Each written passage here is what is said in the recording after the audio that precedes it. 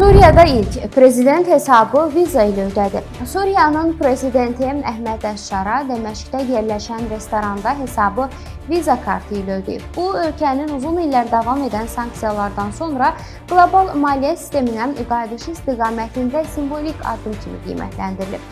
Bakpost xəbər verir ki, həmin anlar Siriya TV-nin yayımladığı görüntülərdə əks olunub. Ödəniş zamanı Suriyanın Mərkəzi Bankının rəhbəri Səfət Raslan da iştirak edib. Bundan əlavə, viza şirkəti Suriyada beynəlxalq kartla real ödəniş əməliyyatının uğurla sınaqdan keçirildiyini açıqlayıb.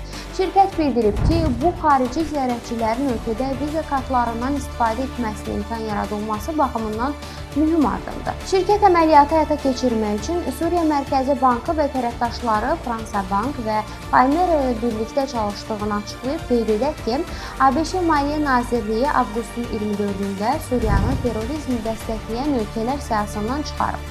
Suriya 1979-cu ildən bu siyahıda idi.